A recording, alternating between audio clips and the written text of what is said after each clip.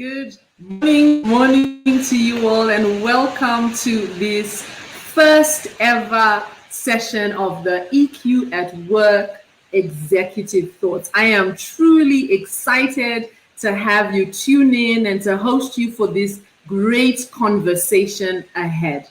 We live and are living through very turbulent and uncertain times, and there is so much complexity, so much change that we are having to navigate as a result of the COVID-19 pandemic. But even before the pandemic, stress has been on the rise, and the emotional challenge has been steadily growing around the world. What the virus has done has really just brought to the surface what we have been feeling over the last number of years. In such complex times, leaders need different kind of strategies and tactics to drive sustainable performance.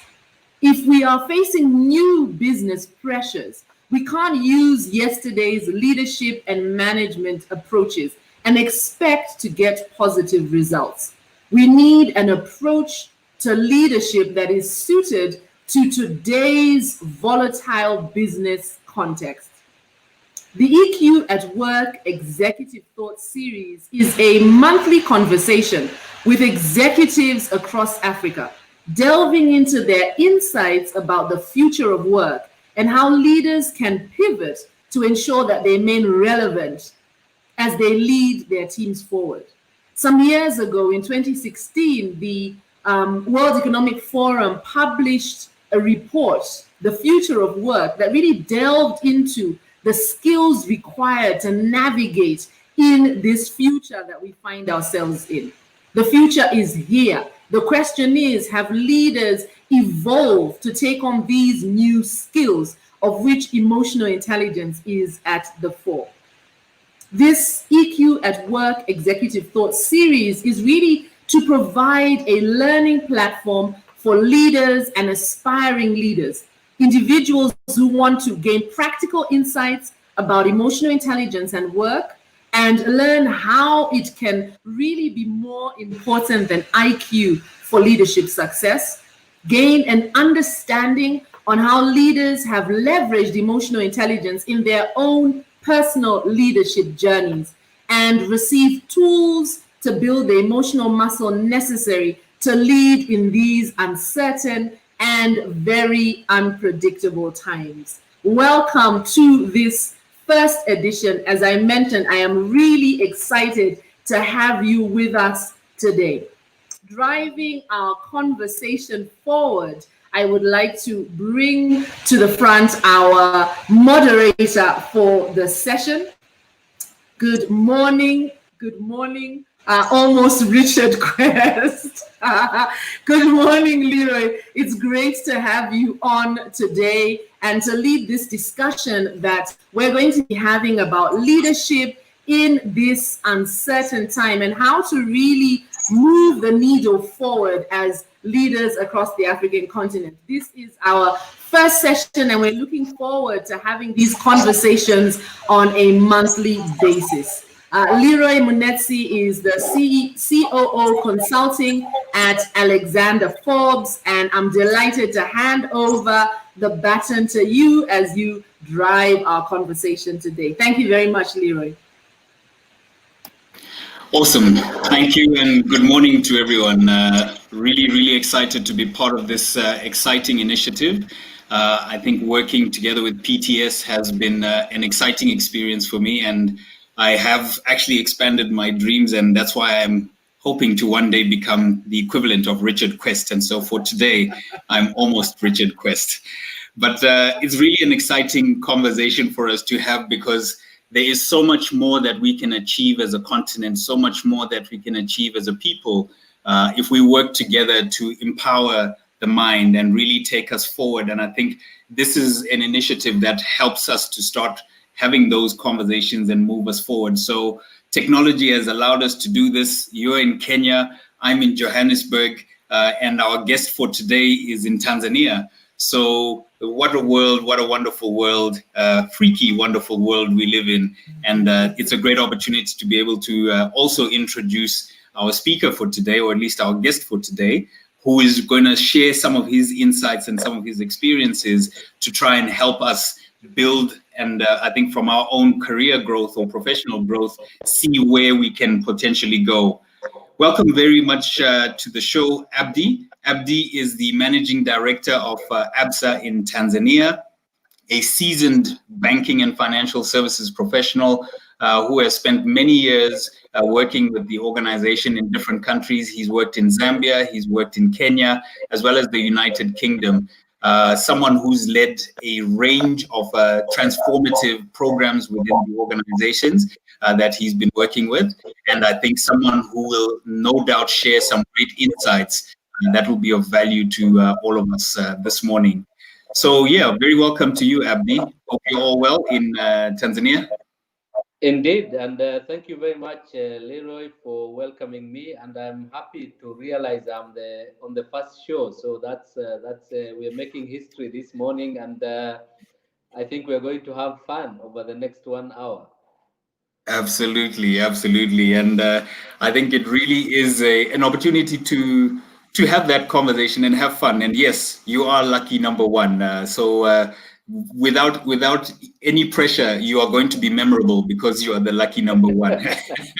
Indeed, absolutely, no pressure, right? But yeah, no pressure.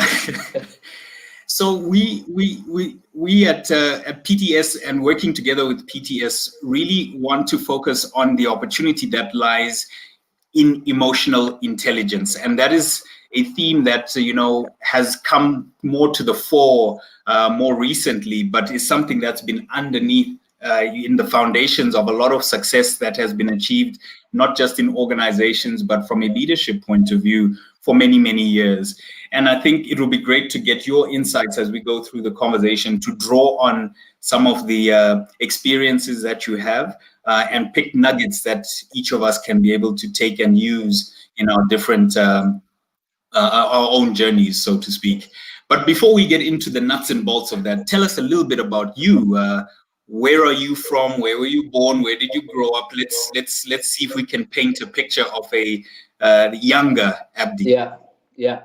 So I was born in northern Kenya, a place called Garissa.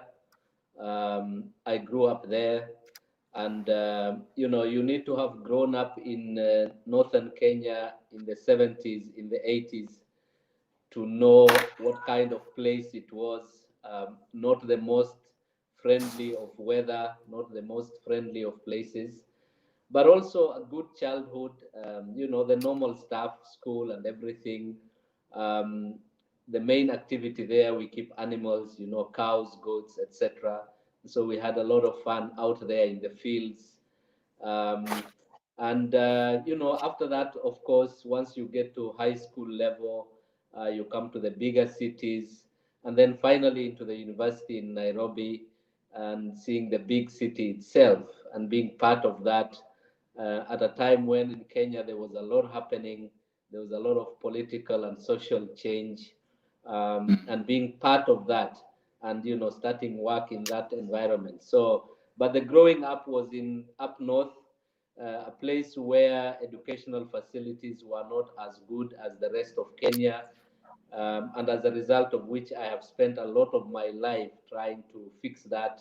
And we've done a lot of work back there, both at my individual capacity, working with the government, also working with ABSA itself, that has really supported us to change the education setup in that region. And I'm really proud to say, we now have hundreds of students in the universities. In those days when I was in the university, when we met as members from northern Kenya, we would go to a restaurant and it would be one table, and that would be all, So we've made a lot of progress since then. Great.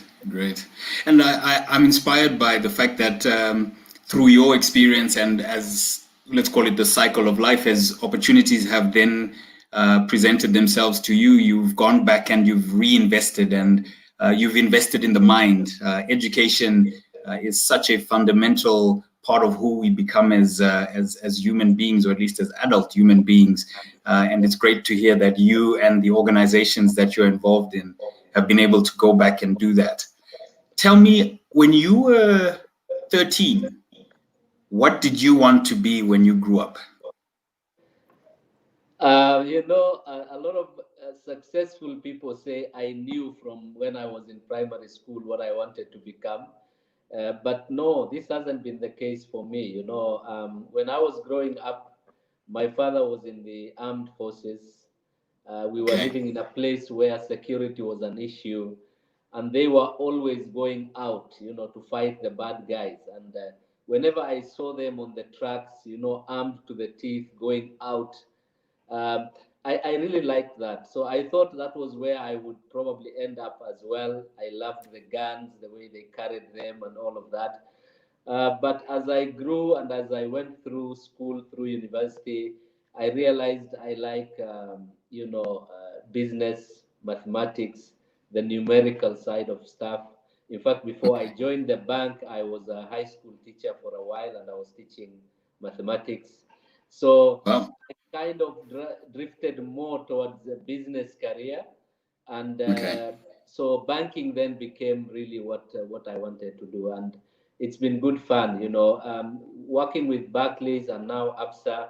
Um, it's the kind of place that aligns with my purpose. It's very hard to find an organization where you can carry out your life dream, which for me is educating people back, where I come from, but generally in Kenya as well, and have an organization that supports you because it's also part of their purpose. So that's why I've stuck here for a long time. Yeah, I like banking, but it's also because it really aligns with what I'm trying to do with my life as well. And I think that's a very powerful concept, which I will look to bring back a little bit further on. But finding your purpose and being able to align what you do for a living with your purpose, I think that's a fantastic place to be. And you're right to say a lot of us don't know what we want to be when we grow up. And even if we do, it's not always aligned to your passions or your actual core skills. I used to want to be an American soldier when I grew up, but that was probably influenced by all of the TV that we watched. Yes, in the movies in the 80s. But I am not the tallest of muscular guys, so I would have never been a successful American soldier. But I like the way your story has evolved, and you were able to pick up your passion for the numbers, which I believe is always a great foundation to then move into business and otherwise. And even just you spent a bit of time teaching as a teacher. That's also very, very interesting. And talking about teachers, if we were to meet one of your teachers in high school or from high school, how would they describe the young Abdi that they interacted with those years ago? I see. They would probably describe someone who was academically good. Academically, I would say excellent, but not always following every rule. So someone they have to watch a little bit. Not an excellent sportsman, but average-ish in the sports department, soccer, volleyball, etc. But generally, they would say a good student, and on the academic side, they will probably say top student. Okay. So definitely a bias to the academics than to the more sporty and extracurricular stuff, as they would say. Yeah, indeed. Yeah, and with a bit of a naughty streak going on as well. whenever the company was right. So a good mix of. A good mix, and I like the way you said whenever the company was right, because you do a lot of what you surround yourself with, and we only learned that a lot later in life, that sometimes we could have made better choices about who we surrounded ourselves with. Very true. So moving on and picking up from your time, your younger days, high school, like you said, very much more academically driven, but with a reasonable balance of other activities. If we look at your early interactions with leadership, I know you've referred to your father and the role that he was playing in the security forces or in the army. And I guess through education, you interact with prefects, you interact with teachers, and so forth. But if I were to say, what are some of your early memories of interacting with leaders or looking up to leaders as a young Abdi? What would come to mind? Yeah, I think what would come to mind, of course, one is my dad. He was a junior officer in the army, but he was a leader for the community, and he helped a lot of people, especially through education. And he was a force around which people come. And I have always felt that that's a space I need to move into. And even while he was still alive, that's something I started doing. I really like the leadership bit and being a center for the community. But also during my high school, I met a guy who has remained a lifelong friend, in fact, a second father to me. At the time, he used to fly for Lufthansa, but he now runs an airline of his own called African Express. They go to Dubai, Nairobi, etc. And this guy was a real influence to me because he picked me up when I was mid high school. Um, he saw my grades, he liked what he saw, and he was really involved with our school. And we formed a friendship. And he actually sponsored my education and has been a friend ever since the last close to 35, 40 years. So, and he remains a real influence for me because he's an entrepreneur. He has tried many different things. He has failed at many things. And every time I meet him, I feel that I learn a lot from him as a leader. And it has been a pressure for me as well to say, how do I become him for many more people? How do I become him for many new young students that are coming up? Wow, wow. Are you comfortable to share his name? Yes, he's called Captain Musa Bulhan. So if you search him, you might find. And his Okay, airline is called African Express. African Express. Yeah. Wow, that's amazing to pick that up because I think as an early source of leadership inspiration, clearly Captain Musa, your stars aligned and your paths crossed at the right time, and it's amazing to see where that has gone. And I think to consider that you are lifelong friends now, that is really really amazing. Absolutely. Yeah, he's a great friend. He's not always kind with the words, but you know, whenever we meet, I always walk away with something to work on and something to do. And over time, as I have grown older, I also advise him on certain things. So it's become that kind of a relationship. Yeah. At least there's a mutual benefit now. It's a two-way relationship. Indeed. Indeed. Wow, wow, that's really awesome. And I think quite often, as younger people or as younger professionals, we underestimate the value in some of those relationships that we encounter early on in our journey, and their ability to then influence and shape where we go and what we might become. I like to say I benefited from many people who made the time to listen to me, and I think you're highlighting a great example of someone who not only listened to you but shared and guided and even financially supported your journey, which is definitely a great relationship to have. Absolutely, absolutely. And if we now transition from your early days as a young aspiring professional, someone who's good with the numbers, even spent time helping others in the education space, and then transitioned into ABSA, or I guess Barclays back then. How did you get your job at Barclays? Just out of curiosity? So yeah, that's a very interesting one because I was a school teacher then, I met this guy who is also, by the way, a lifelong friend for me. Almost, he's now the HR director for Safaricom, which is one of the largest companies. Okay.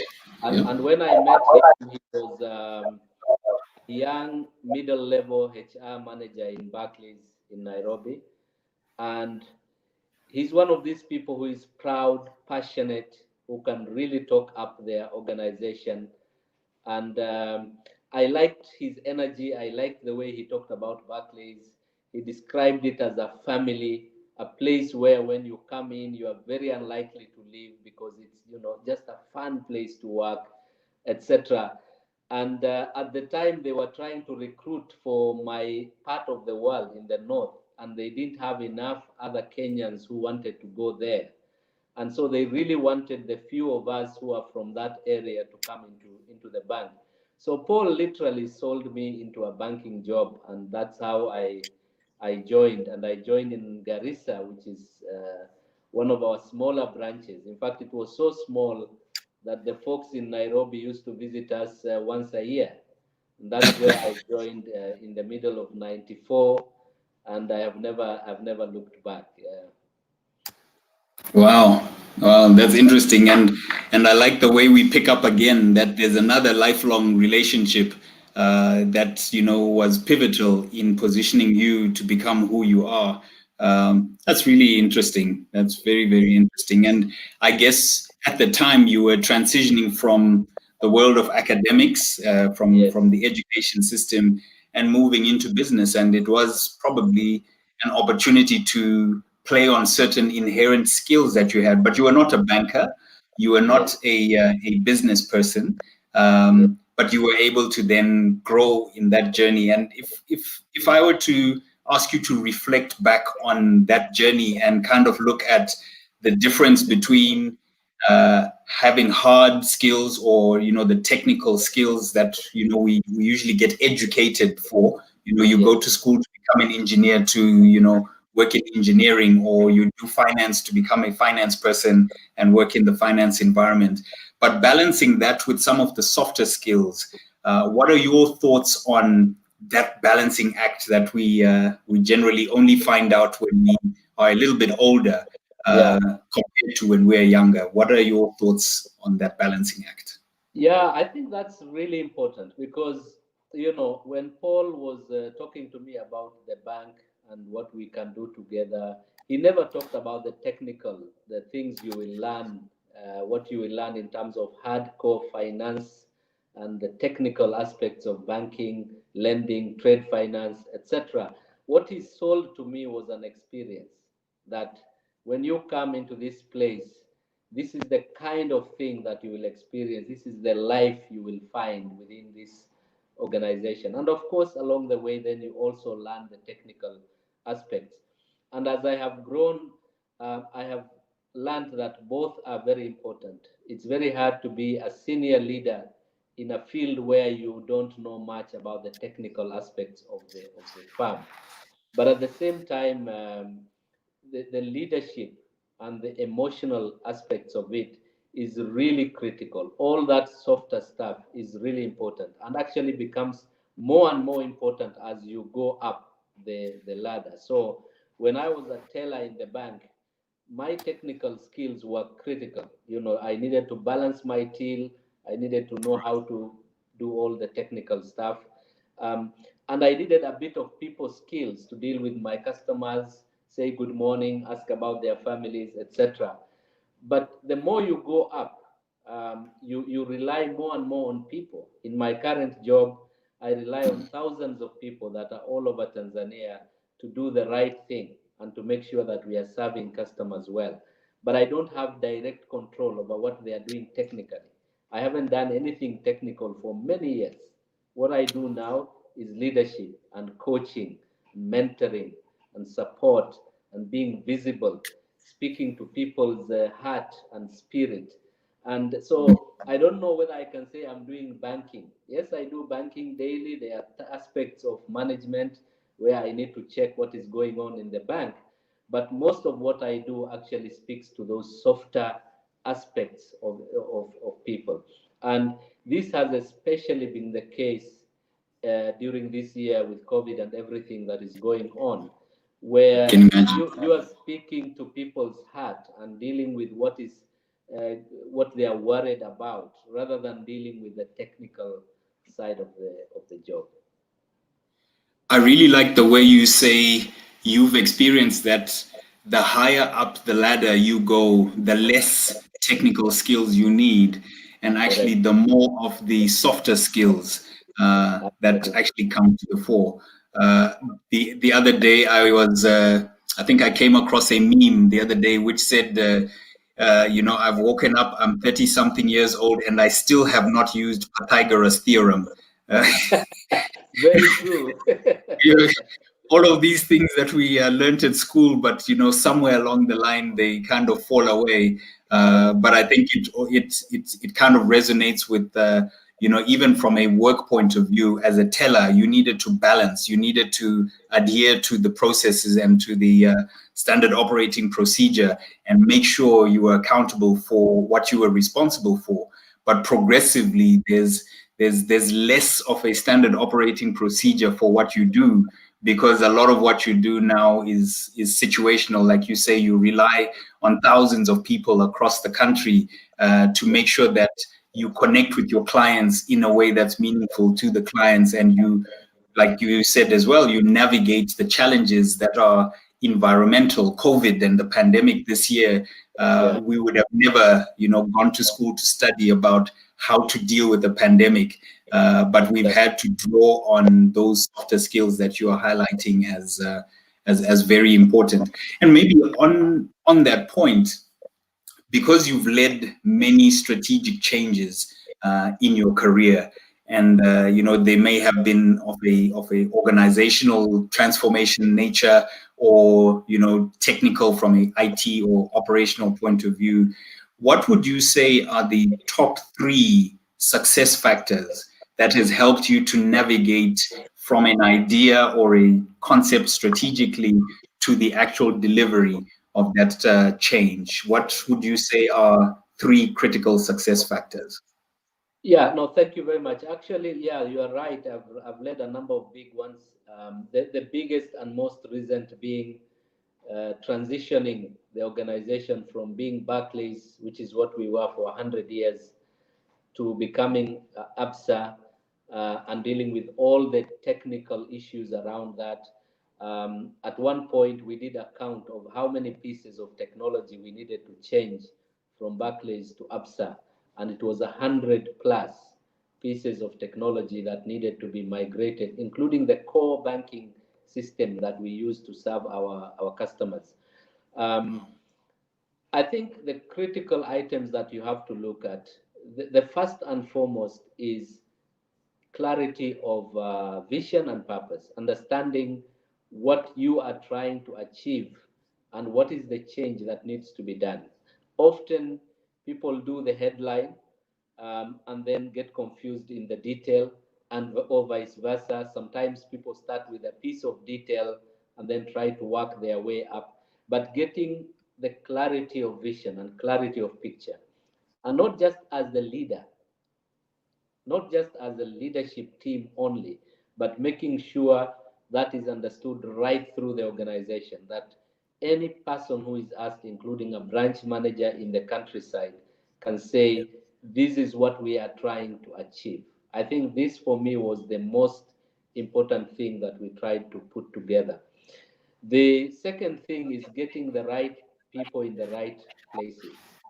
Um, sometimes you have all the skill, but there are square pegs in round holes, etc. People are sitting Mm. in areas they are not fully trained for, or you use internal resources when you could get somebody much more effective externally. So getting the right people to execute the change and make it happen is another big part of the equation.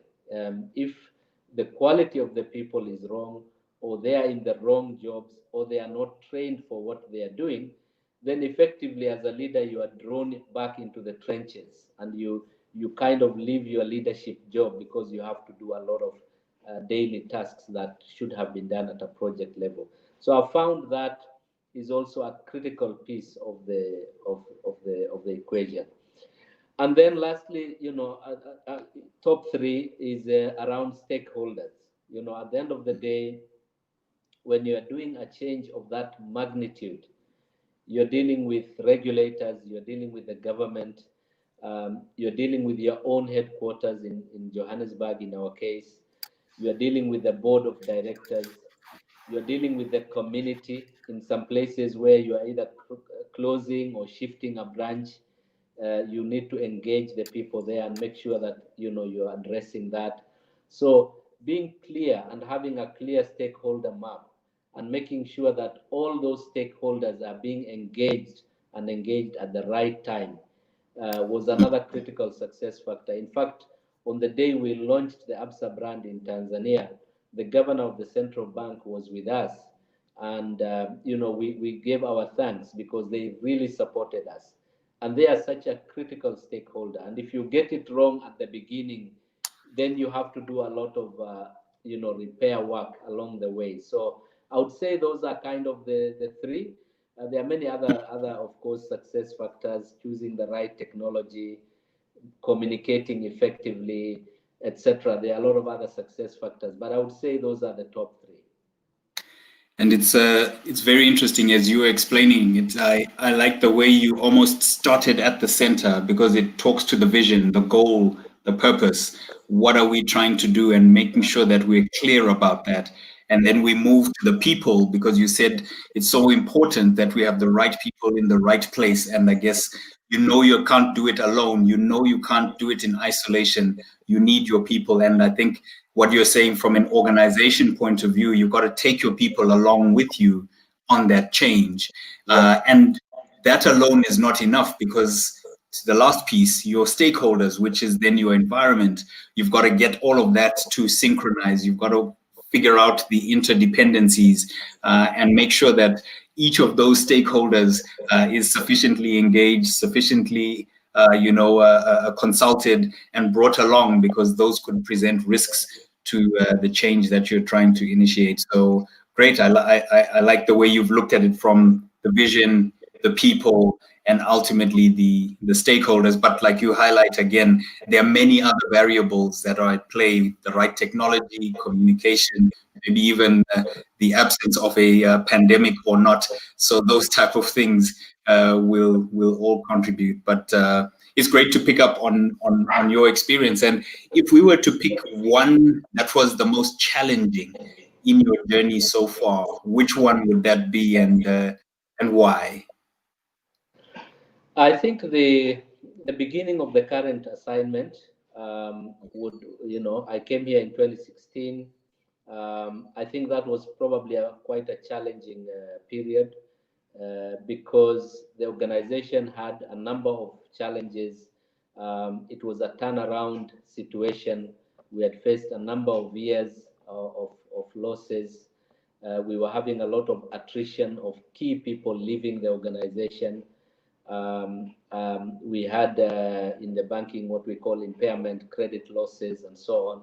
And so it was a period where the firm needed to be reset and redirected in a more positive direction. When I was taking up the role, I really had to think about it, and it was one of those decisions you take after a lot of thought. And my first year really was quite challenging because there was something like 50% turnover at the top, in my top leadership team. I was hiring, filling up roles, dealing with all the challenges that you do in such a scenario. We were recapitalizing the organization and really building it for growth, which we have achieved over the last few years. And I would say that was the most challenging time. Long hours, some doubt sometimes about whether we are doing the right things, especially when you're dealing with things that have a longer lead time, where the gap between action and result requires months of patient work. Sometimes you think about whether you're doing the right thing and whether it's having the right impact, but once you then get to a point where the momentum starts changing. I remember our first few months of growth. You can feel the energy in the team. You can feel people are starting to believe. You can see the passion coming back. You can see the energy coming back. And so you then slowly start moving out of it. But I would say that was quite a challenging period, the first half of 2016. Wow, wow. And I guess as you were sharing here, there are many pieces of the pie that you draw on, and I think again to fairly be consistent about how your story is. You have not mentioned that your qualification from the Institute of Banking or something like that helped you through it. You have not referred to your brilliant mathematical skills at all. Indeed, indeed, It's really indeed. in and around the softer skills and you being a leader and coordinating things in the best way that was required in that situation. Yeah, yeah, you're very right, Leroy. I mean, I always look at these papers and academic qualifications as your ticket into the game. It's nothing more Right. than your ticket into the game. But when you're in the game, it's you and it's your leadership and it's what you bring to the table. It's what resources you draw on. It's what relationships you build with your team and with your customers. Um, it's how you manage your stakeholders on a daily basis. It's how you communicate. I often hear people say things like, I was passed over for that promotion, although I am CPAK or I have XYZ professional qualifications, and they went for somebody who is either equal or less. And they measure purely on the basis of that academic qualification. The academic qualification is really important, but especially as you progress higher into leadership, it's a lot more than your academic qualification. It's a lot about how you manage in the present and in the future, and what potential you show as an individual. I really like that, and I see we've captured that. It's just the ticket to the game, and I think it's so important that we understand that the papers and the academic qualifications are just your ticket to the game. But once you're in the game, it's more about you and it's so much more. But it's all Absolutely. around you. Absolutely. Amazing, great insight. And if we were to then say, looking at these other things, the more than the academics and more than the technical pieces, and of course trying to steer it towards EQ and emotional intelligence.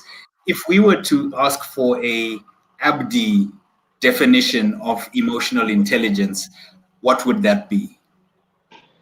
Yeah, first of all, emotional intelligence is becoming more and more important as the world changes and the pace of change becomes more, the level of uncertainty becomes more. I think it's always been important, but it's getting more and more important as we move forward. And for me, there are different aspects to it, but the one that really resonates with me the most is the ability to understand another person and to understand them in their entirety, not just intellectually, not just what they are putting on the table or what they are saying, but the entirety of the person and what they could be going through. The ability to put yourself as a leader or even as a peer in the shoes of another person and to understand and see the world through them and through their eyes. Often, especially leaders, people like myself who are experienced, who have been in one field for a long time, we suffer from half listening, listening, but understanding, having your own blueprint of what you think is the right thing, listening so that you can educate, etc., etc. But true listening is about actually being in that person's shoes, understanding why they are saying what they are saying, what has been their life experience, and where are they coming from with that conversation, and understanding it deeply. And the way I test it myself is to say, how many of my core decisions or core beliefs have I challenged in the last month or two? How many of my core assumptions have I changed because of something someone told me? I think for me, that's how I look at emotional intelligence. That's really, really powerful. I think bringing it down to just our ability to understand each other, our ability to understand the other person. Yeah. And you highlight a very important piece, which is listening. So listening to understand rather than listening to tell or to educate or to, or to influence. I think those are really powerful leadership nuggets, which we generally take for granted because quite often we don't put ourselves in the other person's shoes to really, really appreciate and understand what they are going through or what they may have experienced. Wow, that's really profound. That's really profound. I think there are moments in your leadership journey where you have to realize that you don't have all the answers, and in understanding the context, you are more likely to find a collective answer. And I think that's a key takeout from the comment that you just made. Thank you. Wow, that's really, really inspirational. Thank you. Building off the conversation around EQ, and again looking at understanding others but also understanding ourselves, no one is perfect, and from time to time someone will drop the ball or we will make mistakes. Could you share with us a situation where maybe you've made a mistake? Are you comfortable sharing with us a mistake that you've made, and maybe what lessons you were able to then draw from there, either building on emotional intelligence or just resilience in whatever that situation may be? Yeah, I think, of course, as you can imagine, in a banking career of 26, 27 years, there are mistakes. Of course, there are some you cannot share because of the financial consequences they have had, and they are very specific. And Sure.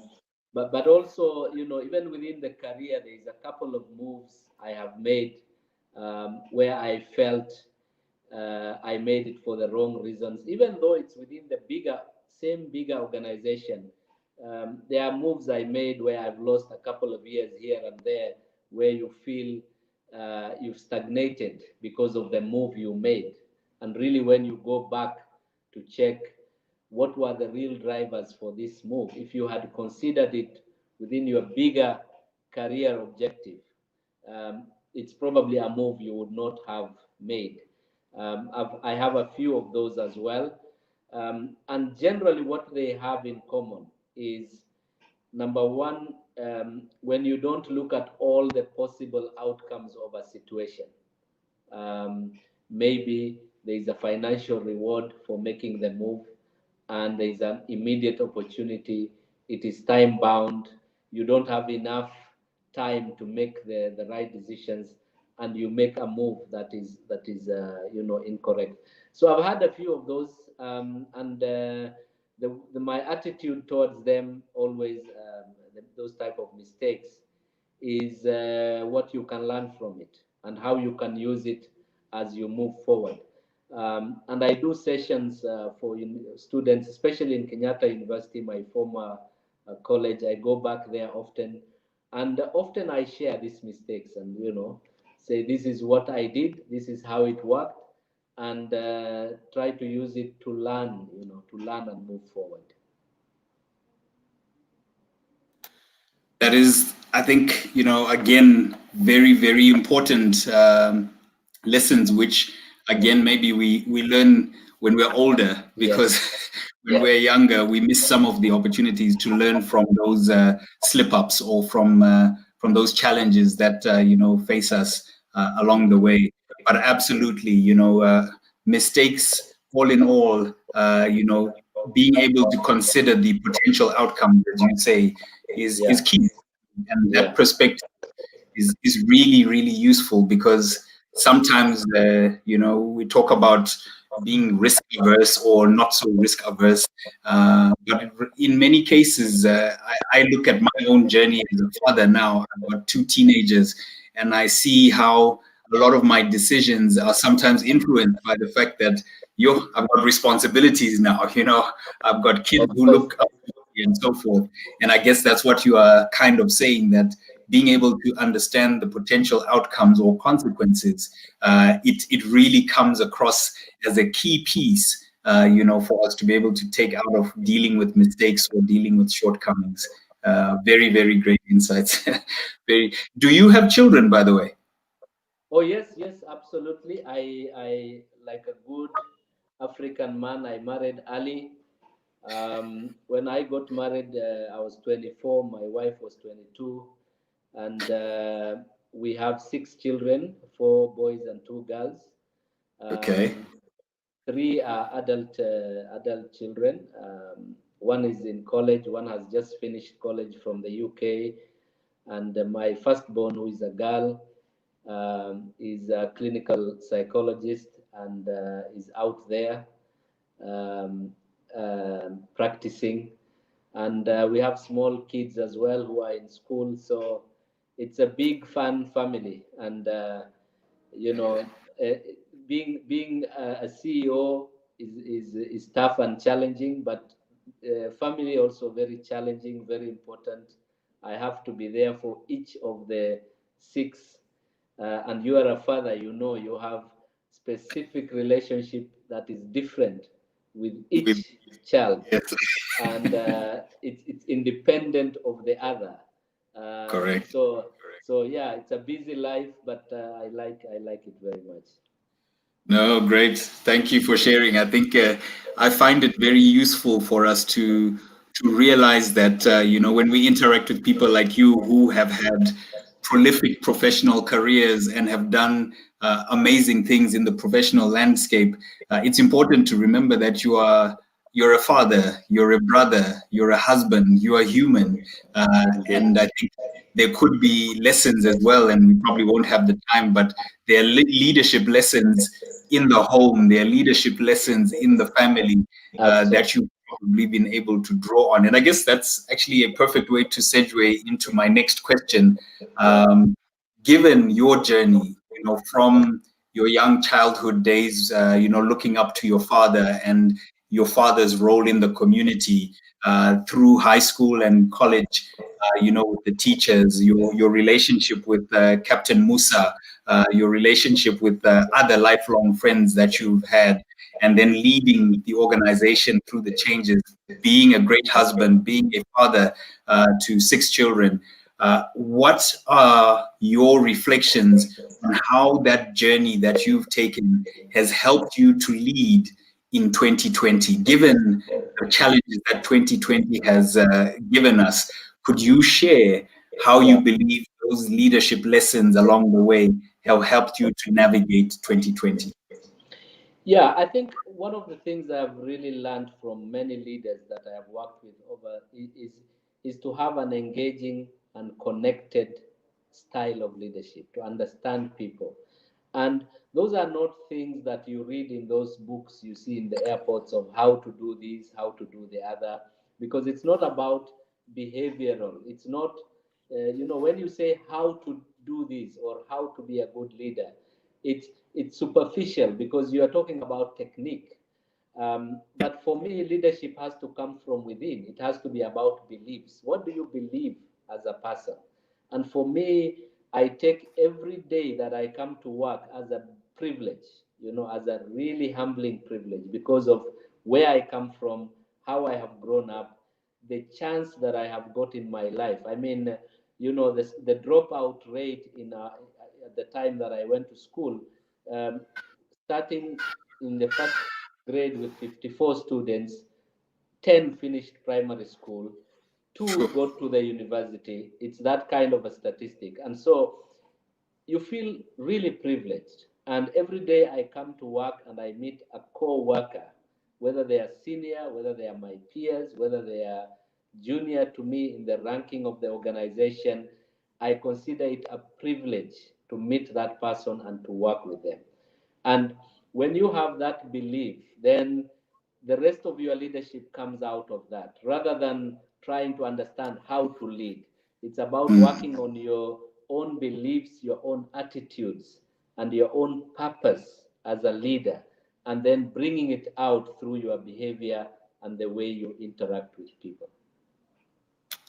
Wow, I think that it's so it's irrefutable. We can't challenge it in any way, because if we reflect on this year and the challenges that have been presented, more so the external challenges, it boils down to what you're saying: knowing your purpose, being clear about your role as a leader, and working through how you handle all of those challenges as a leader, rather than maybe tapping into your technical skills, or tapping into the more quantitative side of things. It really is around a lot of the things you've been saying through our conversation, being able to understand the other person and then work through it, being clear about where we're trying to get to, and then bringing the people along, Yeah. tapping into those lifelong relationships that you've had, I guess, and from time to time using that experience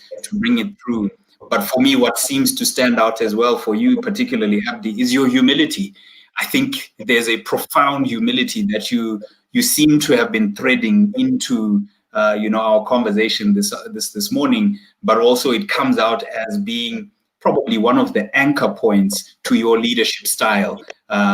I think whether it's about being patient because there's a gap between your action and the results, you're being humble about it because you believe you've done all the right things.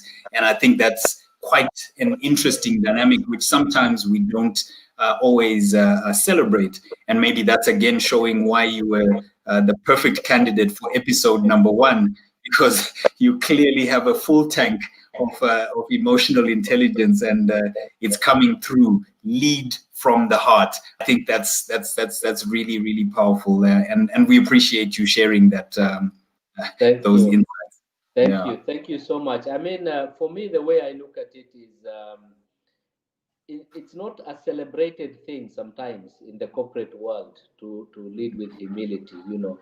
People sometimes talk about hard charging, going for your objectives, making sure it's done, etc. But you can be soft on people and hard on targets. You can lead with humility and still meet all your financial objectives. And in fact, when you talk about sustainability and sustainable growth, it's very hard to do it with a short-term thinking, especially about people. So that's something that is really core to my beliefs. Yeah. Wow.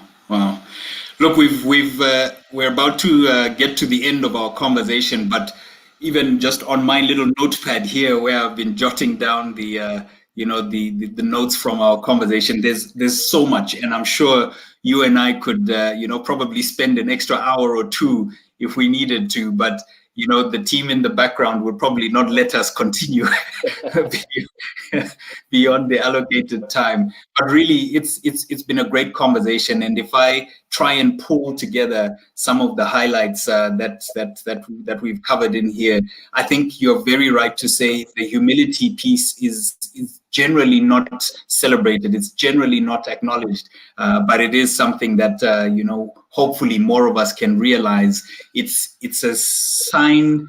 It's a source of success that sometimes we underestimate. We can still get the financial results or the quantitative results by still being true to who we are from a personality point of view. So be free to be humble. I think that's really profound. Absolutely. So bringing it all together in terms of our key takeaways, I think the more you go up, you end up having to rely on people to serve your customers more effectively and efficiently. Those softer skills become more prominent than those technical skills. And I think your comment in there for takeaway number 1 is the technical skills are just the ticket to the game. There's so much more to it than that. Yeah. As a second takeout, EQ is about true listening, trying to put yourself in someone else's shoes and making sure you understand them and where they come from. I think that was a very profound comment that you made. And I think EQ, as defined by Abdi, is something that we should probably look to, get confirmed somewhere, either published or somehow. But that's really powerful. Listening and putting yourself in someone's shoes, absolutely valuable. And maybe as a third takeout from this conversation, having an engaging and connected leadership style, leading through your beliefs, not being afraid to be humble, knowing your purpose, having that attitude that is more collective than singular. I think those are some of the things that came through in the last comment, which really was about leading from the heart. And I think it's been amazing, really coming up, and having this conversation with you.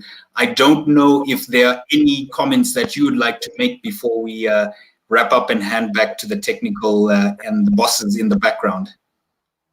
Well, no, thank you very much. I hope that the session has been useful. I hope that for the participants, it adds some value. Leadership is something that we continue to develop not just in Kenya, but in the region as a whole. And I'm happy to participate in any way possible. I hope today's session has been useful as well. Absolutely. Look, on behalf of the team at PTS, and I think just generally for those of us who've been part of this conversation and have listened to you speak this morning, thank you very much. Asante sana. It's been absolutely inspirational, and I look forward to continuing to interact with you outside of this forum. And LinkedIn, we're going to connect immediately. But thank you very much, Abdi. It's been great. Thank you so much. Wow, that has been such an amazing conversation. Abdi, thank you so much for honoring us and being our first guest in this series. I think, as Leroy said, you have set the bar very high for those who follow. This series is really a conversation with those who are in leadership across the African continent. And really, the idea is to challenge some of those conceptions about leadership that are not serving us well. And I think that you have really done that today. So thank you so much, Abdi, for joining us. We really do appreciate you. We appreciate you a lot. And almost Richard Quest, thank you so much for facilitating that amazing conversation. He has done fantastic as always, and we're so grateful to have both of you on today. So thank you very much for facilitating this conversation. Thank you. Thank you, Leroy. Wow, that was an amazing conversation, and I can see from your comments on the chat that you have truly enjoyed the conversation facilitated by Leroy Mnetsi, the COO consulting at Alexander Forbes, based in South Africa, with Abdi Mohamed, the MD of ABSA Tanzania. My name is Mucha Mlingo. I am the founder and lead change maker at PTS Africa. PTS Africa is the emotional intelligence company, and we are on a mission to have individuals, teams, and organizations across the African continent practicing emotional intelligence. Why? Because of all those things that Abdi said. So here are my key takeaways from today's session. Number one, the more you go up, the higher you are up, the more you rely on others to be able to deliver on the mandate of the organization. And so really and truly, this is where you need to leverage your softer skills, and emotional intelligence is right there up there. Your technical skills are a ticket that allows you access to the game, but they will not drive what you ultimately need to achieve as a leader.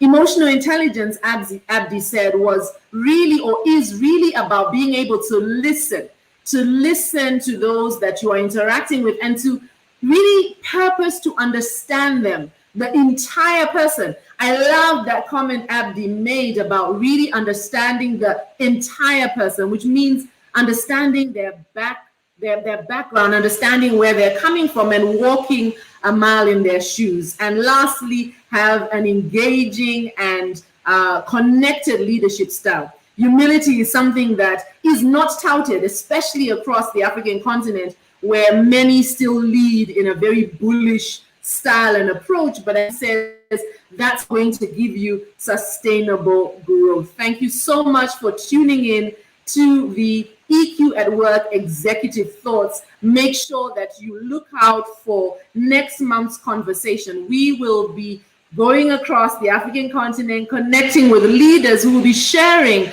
their leadership journey. Really delighted to have you with us today. And as we close our session, I'd like to play a quick video that will really just give you some insight into ABSA as an organization.